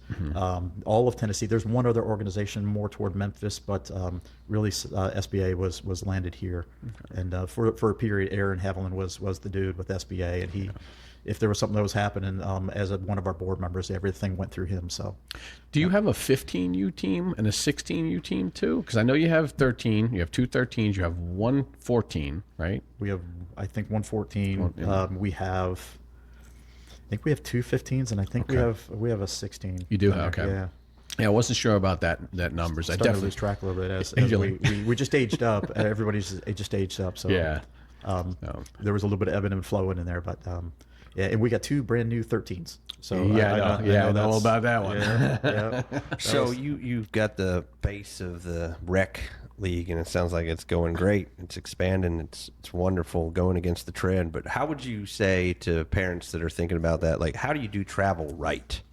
Like, what are you looking for to make sure you're getting the best experience? You got to have a good coach, obviously. Yeah. But what are the criteria that you're seeing with SBA and your experience on that side? So you mentioned coach. I can't emphasize how important that is. You get a bad coach, it's done. It's over with. Good coaches will maintain kids. They'll draw kids. They'll teach kids. They'll teach them the right way. So it all stems from there. John Conger is our travel commissioner. That's like his main function in life, is to find good quality coaches. And he's done a really good job doing a lot of interviewing and trying to find those guys. With that, SBA allows us to get into certain tournaments, and there's a lot of tournaments that are around here. There's a ton of talents in this area, so you don't really have to go very far when you're 12 and under. But when you're 13 and over, everybody starts to get a little bit serious. Now it's okay. How do I get on the radar? How do I become, a prospective pitcher? One of the top kids in Tennessee or whatever. I got to get on a team that will allow me to play in the college someday. And the strong belief is you have to be in certain tournaments, and a lot of the tournaments aren't here. And you have to be in those tournaments because that's where all the college coaches go. So, I mean, there's obviously lots of ways to get noticed. If you're a kid that's not going to get noticed on your own, you want to be playing in some place where there's a whole bunch of people sitting there with radar guns and clipboards and Like Perfect Game. Like a Perfect Game thing, that like a showcase that they do. Like remember I was always saying about the Perfect Game thing. It's again, it's now what it is, because even if you watch the MLB draft now, they reference every player's numbers to Perfect Game. So it's almost like, it's inevitable. You have to taste the Perfect Game sandwich, and that's exactly, certain places around here are Perfect Game you guys have perfect game tournaments too, right? At your place? Perfect Game. Yeah, there's a couple of organizations that put on tournaments. Perfect Game is very popular in this area. Yeah. What's interesting to me is there's levels upon levels and levels. When my kid was younger and he played on the Bombers, we had a couple of the best coaches around. That Mark Carter and Zach Daniel, just incredible dudes. Have coached the kids the right way. So we had some good talented kids, but we had some good kids, and they made them better. So, and we're playing, everybody around, and we're definitely one of the best. And I'm, as a parent, you're sitting there thinking, man, my kid's good. We're winning all these. We went one season, we won 55 games, and we're like, oh my gosh, there's nobody that can touch us. And then they're like, all right, we're going to enter this other level. And we were like, holy moly. It's like, okay, we're not that good. That's the homicide That's Chad was talking about. Yeah. I just witnessed a homicide when I moved up to the next level. Man, it's like you have no idea what you're in for. And the kids show up and they're the exact same age, but they're taller than moms and dads. And they've at 12, and it's amazing. They're flying them in from all over the place. They're like, whoa, this is and nuts. That's exactly what it is. They bring him in. Oh, that's part of the organization. He's only there for a weekend. Yes. And if he's a pitcher, he's only pitching on this one game, and he's out. He's going back home after that. Yeah. That's nuts. It is nuts, but there's levels upon levels. And once you get to the next level, you're like, all right, and then you kind of fight your way through that. And then you see there's a national level of things. And this is really what the difference between SBA that kind of allowed us into a world where we weren't really sure before. So, but what's really exciting to me is we've got a lot of kids from our organization that have made it to that next level and are starting to get those phone calls or DMs from coaches on these national teams where they want you to fly in and pitch for them in this one game. That's awesome. Or come in and be a part of this. Everybody from this team is based out of California, but you're going to come in and meet them in Florida for a tournament, and it's a pretty cool thing. It's great to see. I mean, you started this. Let's be honest. You're the president at that time. A piece of it, but you've seen these kids grow when they were 6 and 7 to now 17, 18, and they're stud pitchers, and they're getting that call, and then hey, whoa, that kid. He's playing UT, or he's playing in Kentucky, or he's playing in Alabama. And hey, I remember him when he, just learned how to pitch. It's got to be so cool to see that, the growth of it, and have pride. Yeah. It's a prideful thing to say, hey, yeah, he played with us. I know it was very prideful for me. I'm like, hey, I know I coached that kid in the Little League World Series. It was cool. Now, you're talking about coaches. Is it hard? Because now you say SBA takes care of the coaches or looks after the coaches in the travel organization. Do you have any say in getting coaches in that, or do you have any say in definitely you get coaches in? Is it hard to get these coaches? So that may not be 100% correct. Okay.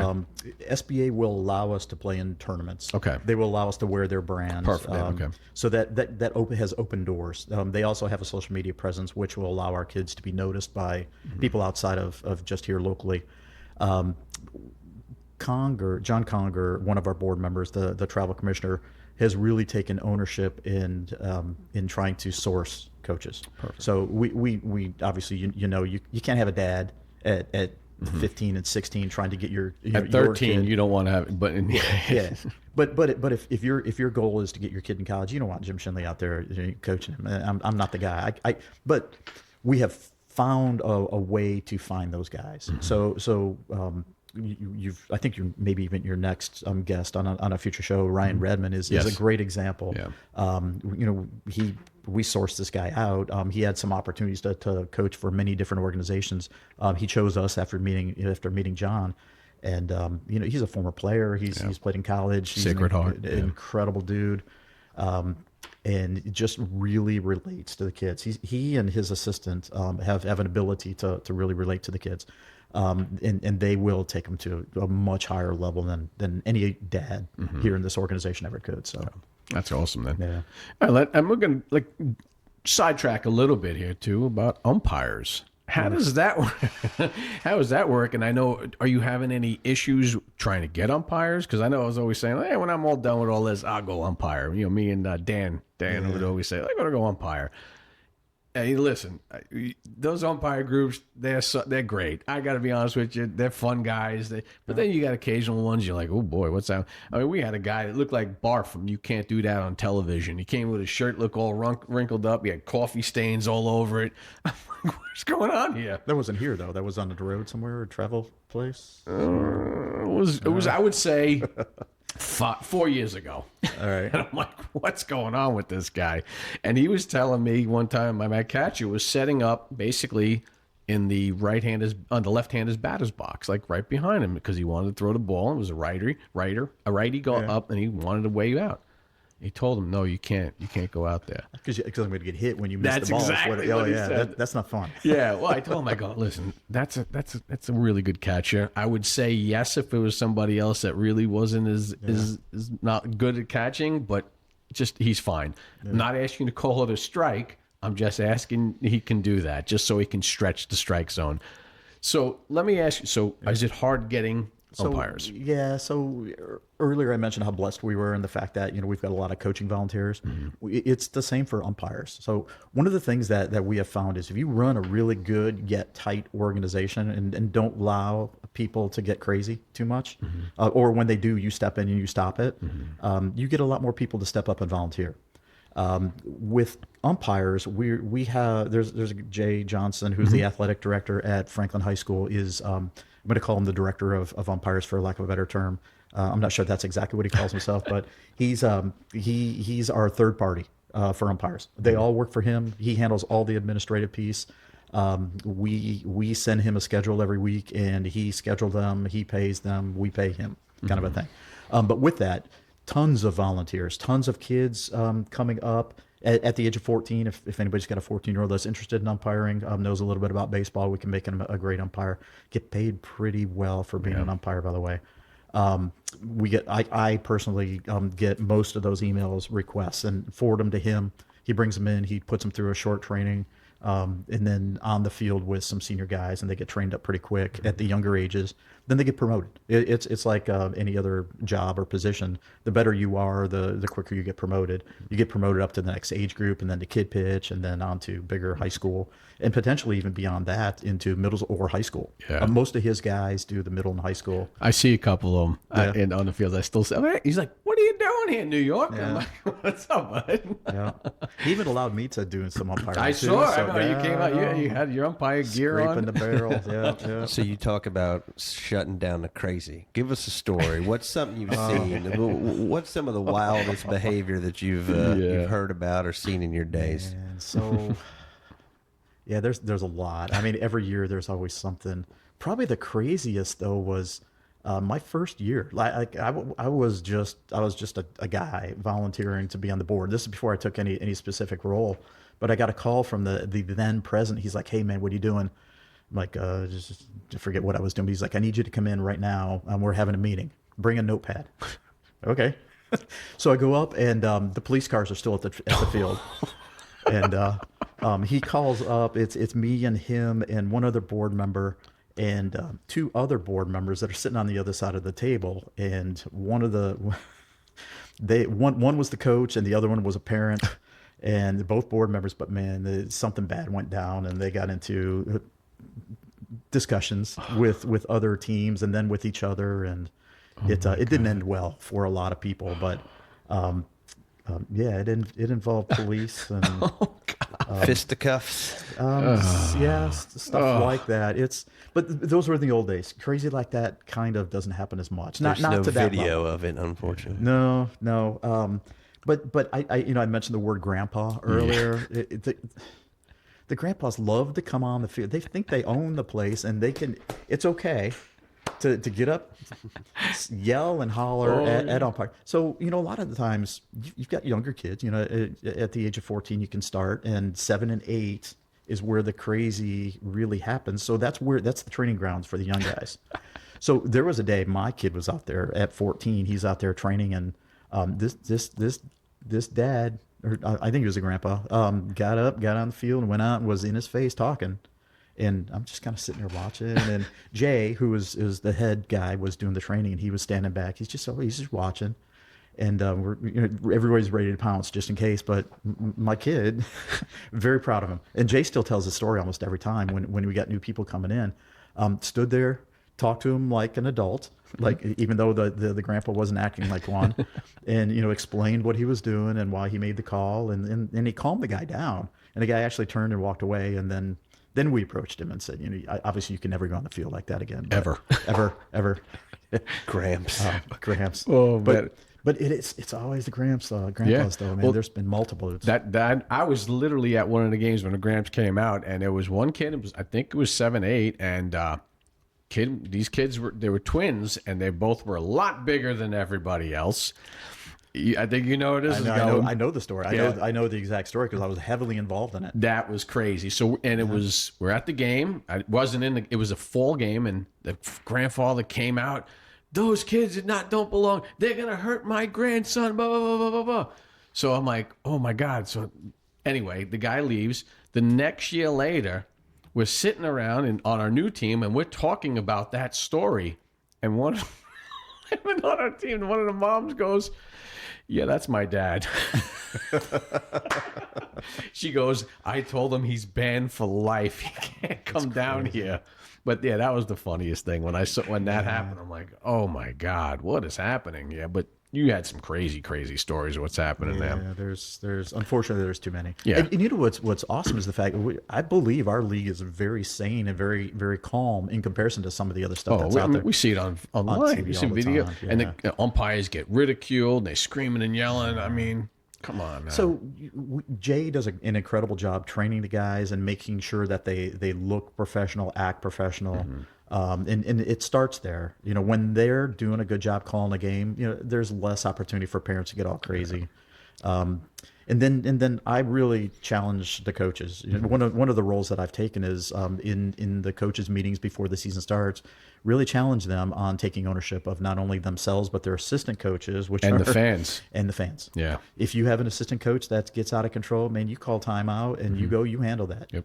Or you hand it off to, if it's not him or her, and it's in the audience, you hand off the reins to the team, to the assistant coach, and you go outside the fence and you handle that. Yeah. You own that. You drafted that. You handle that. Well, it's funny, during our championship game in the one year, and one of my parents started going wild, and I went up to him and I'm like, and I just ripped the fans. Yeah. I ripped them, and I'm like, ever again, or you're all gone. You understand? I'll throw you out. Yes, sir. Yeah. I'm like, oh man. But like anything, like school or work or whatever, if the law is laid down, you know exactly the boundaries you can stay within, and we lay it down pretty firm at the beginning of the season, and almost everybody respects it. So we don't have as much of it here as you might think or see on TV. Yeah, I mean the expectations. That's it. Expectations and pass down.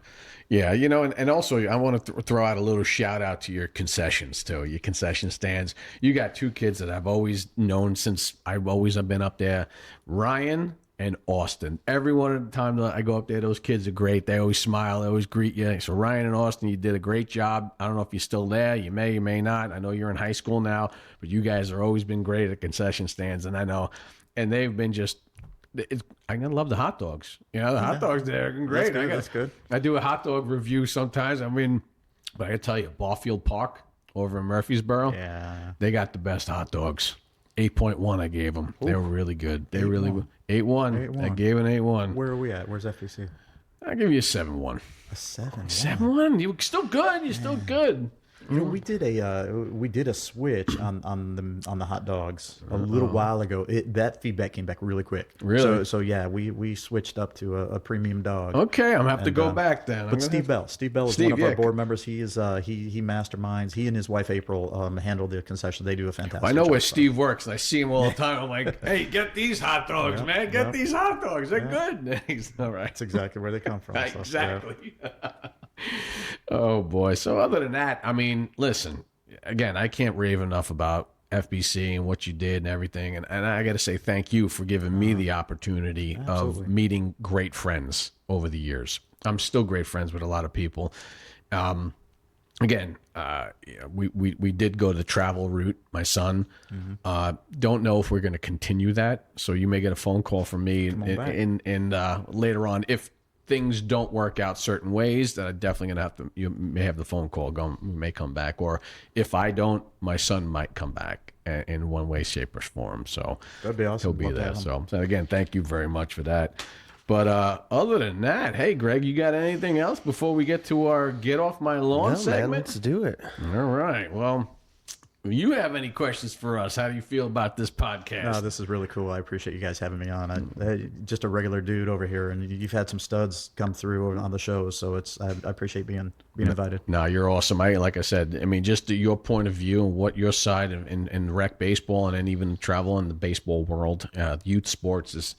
We couldn't ask anybody better than to have you on a show for the youth organization that you run. And it's a thankless job, but guess what? And it doesn't pay, you know, it doesn't pay, but you It's know a what? full-time job, but yeah, with no pay. So Awesome. Again, and I know Zach always said we're going to retire my camo shorts up there. So he says going to put my camo shorts up top. Got to bring them back. Camo shorts. You want to get a pair? No, I'm good, man. You got to get the camo. I think you should have a team of all camo You're shorts. gonna make some camo short merch and try and put beer league on it. Wouldn't be there. a bad idea. Ooh. Well, I mean, what we're doing here is trying to find the right organizations, right? There's a Wall Street Journal article that just came out, I think, yesterday. Youth sports are completely bonkers. How to survive another crazy season. And like, yeah, we know that's what we're doing here. So thanks for catching up, Wall Street Journal. But we want to find the good coaches, the good organizations, and the good culture. Because like it or not, it may be bonkers, but we're in it, you know? Yeah. I mean, we're not going to say we're playing chess or we're, you know, taking tap dance lessons, which dance is probably its own. Oh, I boy. think it's really just society's bonkers, but we see it in youth sports and we enjoy it. But we appreciate people like you who are taking the time and making sure that you foster the right culture. And we're trying to point people in the direction of the people that get it, right? And so that's the coaches, that's the commissioners, the board members and stuff. And so we really appreciate you spending time and passing the game on to the next generation.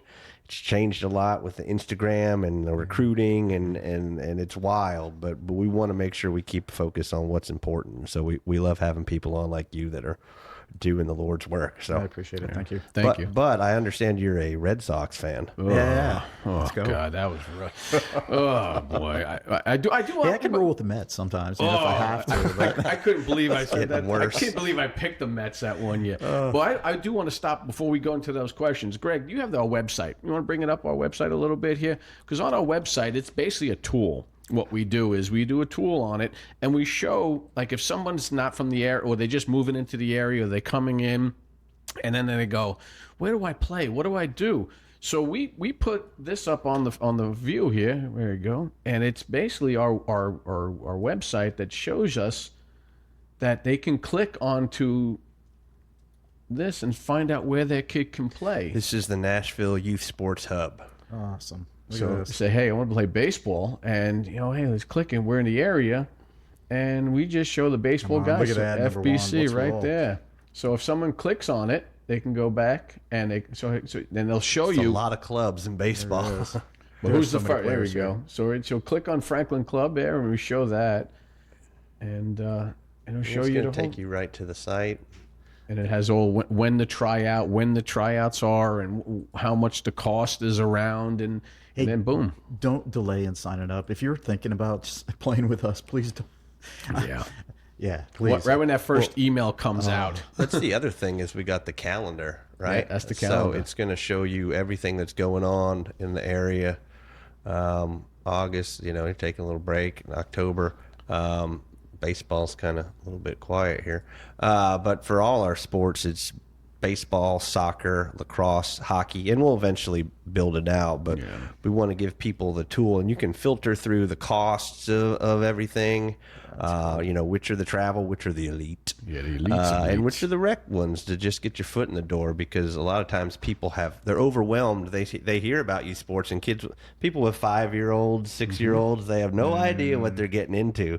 So we're trying to give them a little bit of guidance and help them out with, all kinds of stuff. We got the post game. We got, you got some merch, right? We want to get the merch here, and we got our old episodes. So make sure, by the way, that you're following us on Instagram and you're following us on YouTube. because we've got these sponsors that are reaching out to us. We got a meeting after this actually about something that's real exciting.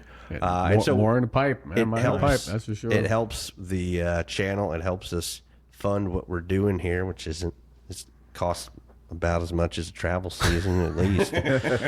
So help us out and make sure if you've listened this long and you enjoy it, follow us on all of them, man, because that's important to us. All right. Well, thank you. So now we're going to get back to the questions. Now it's a get off my lawn segment we always have here. So we always ask our guests, hey, listen, we're going to have a get off my lawn segment of which one do you want to hang out on your lawn and have a beer, a coffee, sangria, old fashioned, as Chad would say, or anything. And the other one, you know what? You get the hell off my lawn. And again, you don't have to be that angry about getting the hell off your lawn. It's like, you know what? I don't like you as much as the other one.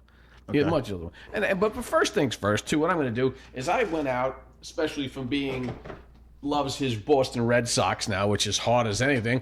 Got some Boston cream donuts here. Right. So if anybody wants some Boston cream donuts here, guys, so we're going to go indulge in some Boston cream. Sitting there staring at that box for the last hour. Yeah, there you go. What's inside that. There you go. We're going to have some Boston cream donuts, even though that hurts me. Probably the only good thing in Boston. No, I'm kidding. I love Boston. I love Boston. North End is great. My fun stuff. But it's hard for me to even swallow these conversations. But knowing that you were from Ohio, and you were, these are the questions I'm going to ask you right now. We're going to say, is it the Cleveland Indians or the Cleveland Guardians? What's a Guardian? Exactly. It's an Indian all the way. I kind of knew that one. So is that one of the reasons why we became Boston Red Sox fans or what? No, it was more about the kid. Okay. When Alex, my older, was a baby, we lived close to Boston and in Connecticut, and he became a fan because he's a fan. He's been naming the team, our rec team, every single year. So I've got all the Boston hats now. Oh, so sorry. Nah, it's okay. I tend to know a little bit more about them than some of the others nowadays. So, okay. Yeah. Baseball has changed a little bit, but back in the day. So now my other question would be here, since you were an Indians fan, I'm sure growing up with it, would you say, who would you like on your lawn to have a beer with? Would it be Jim Thome? Okay, you got it right on the first one. Or David Ortiz? No, Jim Thome all the way. Jim was the man. All right. Jim Thome. I'm with you. I love Jim Thome. I still sometimes play wiffle ball and I try to act like his stanza. He was a big dude, man. He is. He was his something. kid just got drafted. Yep. Yes. Again, Yep. all these kids, these professional kids now are coming through, just going crazy. So, all right, here's another one. Speaking of it, which one you want to hang out with or which one you want to get the hell off your lawn? You got the 2003 New York Yankees that beat the Boston Red Sox during that time with Boone, or the 1997 Marlins, Game 7 against the Indians. I want them both to get the hell off my lawn. Yeah. I'll tell you what, I would hang out with either one of those other than the Cubs of, was it 2016? 2016. Oh, good Lord. Yeah. Zobrist. I know Zobrist is here locally, and you're an awesome dude, but man, you broke my heart. All my dad in his whole life ever wanted to see was the Indians win a World Series, and you had to have the game of your life. So congratulations to you. So it's the Cubs. You want to get the Cubs get off your my lawn. That's Yeah. awesome. I love that. How you threw a change up on me. Sorry about that, but yeah, not a big fan of any of those. Well, teams. that's exactly. You're not going to like them all. You're going to love them all. That's for sure. All right, this one right here. This is my last one here. Green Monster or the pesky pole? Green Monster. Yeah. I'm a big fan of the Green Monster. I want to have seats up there on top of that thing one day. I want to be able to take my kids there. I think that would be a pretty cool thing. So Yeah. That's one stadium I haven't been to. I've taken my son to 20 stadiums, and actually we may be doing 21st here in our hockey tournament in Detroit. Oh, Lord. Yeah, so I haven't hit the Detroit one, so we may have to That's go a nice there. field. That's the Comerica field. Comerica Is that what it is? yeah, Comerica that's, Park. that's I've been there. That's a decent looking field. Just be careful when you get outside of there. Yeah, I kind of heard that. But Yeah. hey, we're gonna drive down the 8 mile. We're gonna go down 8 mile. Let's do. Uh oh. That's my rant now. I have rants here. Usually things that piss me off or get me going. I just get angry here. I'm gonna do a double rant on this one. Because I have a rant here. So, when you play travel baseball, you're spending, like you said, $4,000 to get in, not including the bats and drip and all this other junk that comes around. You pull up, you drop your kid off, go, all right, I'll see you in a little bit. You walk in, and you got this stand right there with these people just sitting there looking at you. You know what they are? They're collecting money. Now you have to pay to go in to watch your kid. You know what? This is really angering me. You know, a couple weekends ago when we spent $85 for a weekend per person. Oh my God. 81 person. I was like, this is a joke. And it was a 4-day tournament. You're like 80. This is stupid. We just paid $4 friggin' grand for the team, and now you got to pay more? I mean, come on, guys. This is why the monster's getting bigger. They keep paying money, more money, more money. And then you know what? At that damn tournament, it was 1,000 degrees out. 1,000 degrees out, and I'm going to tell you the name of the place, Cane Ridge. I was at Cane Ridge. You know, you figure like, oh my God. And we have a fan. You know, the fan and everyone in the dugout, you know, the kids, it's 1,000 degrees. So I have a fan with the misters. So I have a bucket. Now this bucket, you try to go to the bathroom to fill up the damn bucket with water. Can't do it because the sinks are too damn small. So I'm like, all right, let me go over. So I go to the door on the side and knock on the door. And the guy comes out. I go, can you fill this bucket up with water for the mister? No, get out of here. You're not allowed in here. I said, are you kidding me, dude? It's 1,000 degrees out. We need water for the kids. No, you're not allowed in here. We can't fill this up. You're not. Get out of here. And I'm like, dude, you work at the concession stand, dude. Just give it friggin' water. The kids are passing out. What the hell's wrong with you? And he's like, no, you get out. And he slammed the door in my face. I'm like, you SOB, you know? I'm like, I'm pissed. So then I found someone that had like a little coffee cup that I had to do this the whole time from the bathroom sink. But still, just come on, guy. We just spent $80-something to walk in here for you to tell me no, and your hot dogs weren't as good, so you got like a 4-2 on those damn hot dogs. So they were terrible. You couldn't give us water. What's wrong with this? It's blasphemy. It's blasphemy. I don't know. That's my rant. Paying too much, and Cane Ridge not giving water because it's 1,000 degrees out. I don't know. Get off my lawn. Yeah, dude. But you talk about silly fees, right? Like Linzer said the other day that he was doing some research, and the cost of youth sports has the inflation is double normal inflation. And you know how good normal inflation is, but youth sports has actually doubled it. So I mean, I don't know where it's going to end. I mean, people got to stop paying so much money and $43 billion industry. It's crazy. It's nuts. It's absolutely nuts. I don't know, man. But you know what? It's nuts because we're the idiots that pay for it. Yep. And you know what? I don't think I'd ever do it. It would change it again because it's made me have great friends over the years. My kids are going to have great friends over the years because of that. Mm-hmm. It is such a 6 1 half and dozen the other, which is right, which is wrong. You know, and I'm going to try to get another guest on the show that his kid has been, you know, in travel sports for years, and now they're 28, 26, 27 years old, and I want to see what his side of it is now. You know, what he did over the years. I remember him telling me, he goes, I wouldn't change it for the world. Every weekend was a great bonding experience for my family, you know. So, again, to each his own. Again, we're not. This is all our perception of it, but it's been great for my ride here. So, and I want to say again, thank you, Jim, for coming down. You're very welcome. Thank you Thanks very for much. having me. Thanks for you know, again, giving me the opportunity to coach, because you could have said absolutely not. Kefis is a jerk. We don't want him up there. But I want to say thank you, and I want to say that on air right now. Thank you, Terry Milzarek. Thank you, Rusty Smith. Thank you, Zach Hauser. And if others I don't even say, you know, and when I thought I retired, it brought me back into it again, and my blood got back to me. And I want to thank everyone who was ever in my paths, but coaching-wise, it's been just awesome, and thank you. Absolutely. Greg? All right, guys. We'll see you soon. I want to say thank you very much for everybody for out there in podcast land. Come on back for the next week's episode. And I want to say peace.